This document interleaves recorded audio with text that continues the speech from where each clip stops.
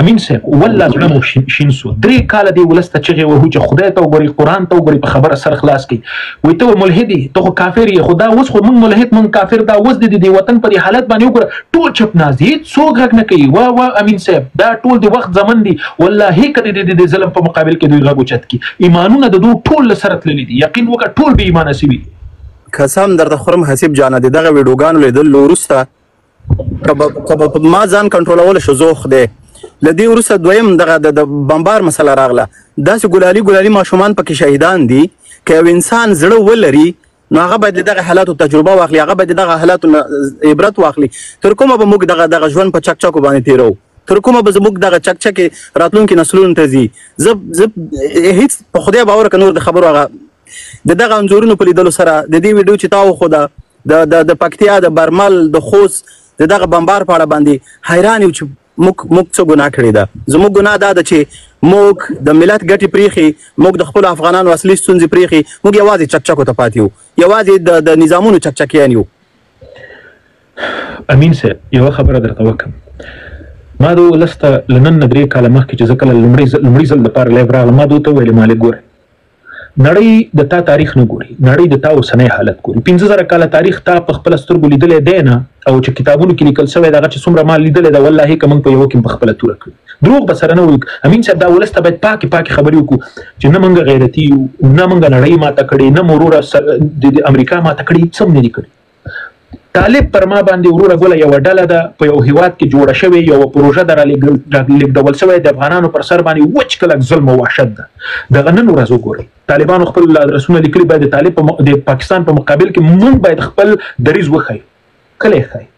دا لومړی ځل ده چې بمبار کېږي دا دویم ځل ده چې بمبار کېږي دا دریم ځل ده چې کېږي خدای قرآن ته دا ولس په خدای د دې وینې نور خپل افغانان خپل وینو ته وینه نه وایي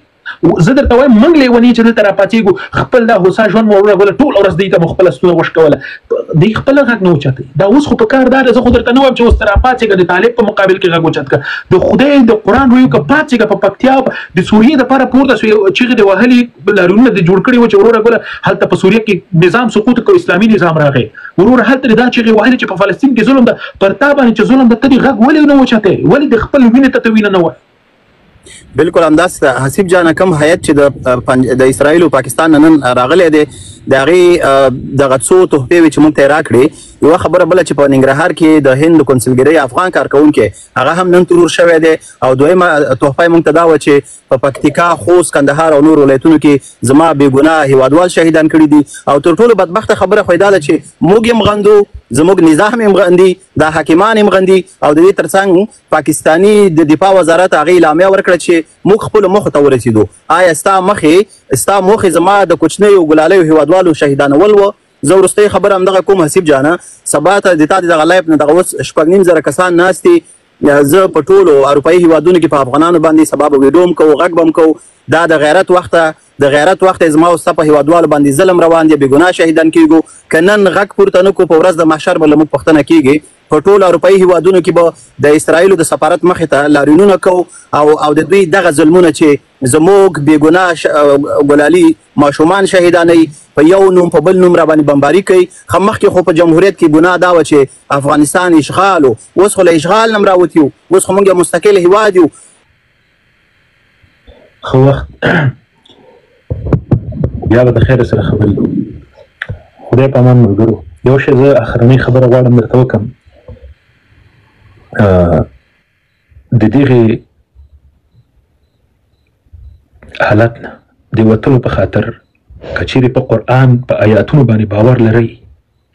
رب العالمین په قرآن پاک کې فرمایي وایي هغه قام چې خپل حالت په خپله بدل نه کړي زه یې ورته نه بدلو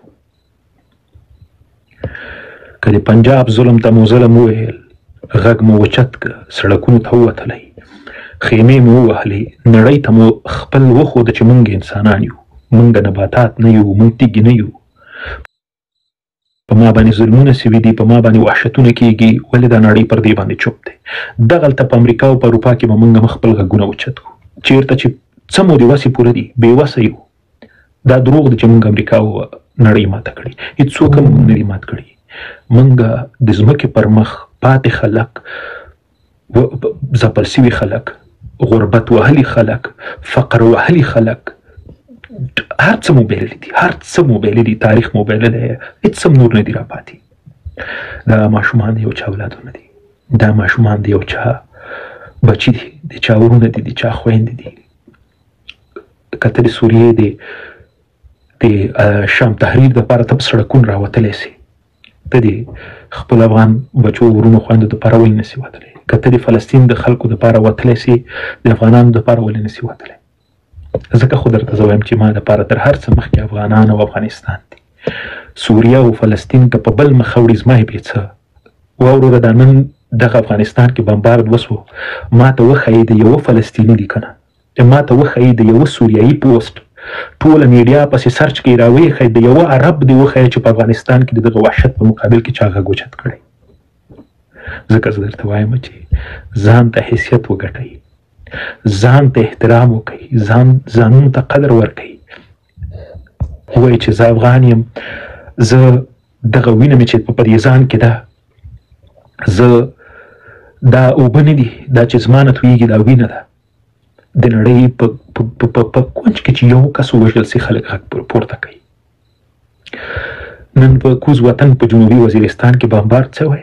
پی ټي ایم چې غږ پورته کوي، پی ټي ایم خو د سی آی اس آی وایي هغه ده، وایي دا خو د آی اس آی پروژه ده. ګیلمن وزیر وژل شهید سو، وایي دا خو د آی اس آی پروژه ده. عارف وزیر شهید سو، وایي دا خو پروژه ده. عثمان کاکړ شهادت باندې ورسېد، ویې وژه، دا پروژه ده. په افغانستان کې په خوست او په پکتیا او په ولایتونو کې بمباردونه کېږي، دا پروژه ده. چې موږ ولس غږ پورته کوو، موږ ملحدین او مرتدین یو چې په پی ټي ایم غږ پورته کوي، هغه پروژه ده. ته خو یو څه وکړه که نه. امیر المؤمنین ملا صاحب هیبت الله خان کله د پاکستان په وړاندې د جهاد اعلان کوي، کله د دغه پنجاب په وړاندې خپل غږ اوچتی، کله دا اعلان کوي چې ای مجاهدینو صفونه جوړ کړئ او ورځئ پې، کله دا غږ کوي، خو دروغ دي که نه. کله دې هم جهاد نه و کړی، کله دې هم جهاد نه و کړی. د جهاد په نامه باندې مو افغانان ټوټې ټوټې کړل، نظامونه مې تاسو راته ړنګ کړل. که نن مې خپله جوړه اردو درلودلی، که نن مې د خپل یو دفاعي سیسټم درلودلی، زما دا حال نه و. نن به ما د دغه پنجاب په مقابل کې یو څه درلودلی او ځواب به مې ورکړی وی. هر څه مې د لاسه ورکړي دي، حیثیت، وقار، زور، اقتصاد، پیسې،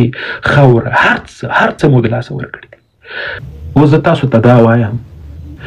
چې پر تاسو باندې ظلم روان دی. زه خو په امریکا کې یم، زه خو دلته قرار پروت یم، ما ته خو چا هېڅ هم نه دي ویلي. تاسو ته یو دغه د وطن در باندې اوس حق لري او که نه؟ چېرته دی ملا صاحب یعقوب؟ چېرته دی ملا صاحب هیبت الله؟ چېرته دی دا نور؟ چېرته دي د دغو افغانانو د وینو پوښتنه به اوس د تاسو څوک کوي؟ که نه تاسو دې ته ناست یې چې حسیب ملحد ده. زه خو ملحد شوم، زه یې ملحد او مرتد و. زه دغو افغانانو